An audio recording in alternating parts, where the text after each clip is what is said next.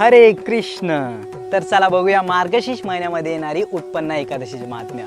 तर सत्ययुगातली एक घटना आहे। मुरा नावाचा अतिशय क्रूर राक्षस होता। त्याने संपूर्ण स्वर्गलोक आणि पृथ्वीलोकावरती हाहाकार माजविला होता। मग त्यावेळेला सर्व देवी देवता घाबरले आणि महादेवाकडे याचना करू लागले। मग महादेवांनी सांगितले की तुम्ही भगवान श्री विष्णूंकडे जावा। मग सर्व देवी देवता हे भगवान श्री विष्णूकडे जाऊन याचना करू लागले।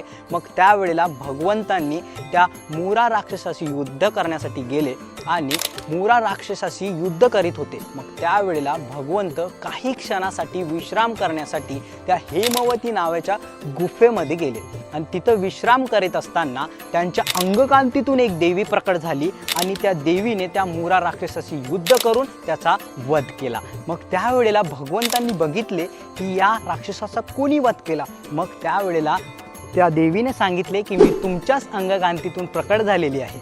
मग भगवंतांनी म्हटले की तू या 11व्या दिवशी निर्माण झाली आहे म्हणून तुझं नाव एकादशी असणार आणि जे कोणी माझे नित्य नामस्मरण करणार, प्रवचन कीर्तन ऐकणार आणि भगवद्गीता आणि भागवतमचे श्रवण करणार आणि अध्ययन करणार आणि तुळशी महाराणीची पूजा करणार त्यांना मी वैकुंठ लोकाची प्राप्ती करतो। मग अशाच प्रकारे आपण सुद्धा या एकादशीचे पालन केले पाहिजे आणि भगवंतांचे नित्य नामस्मरण केले पाहिजे। हरे कृष्ण। धन्यवाद।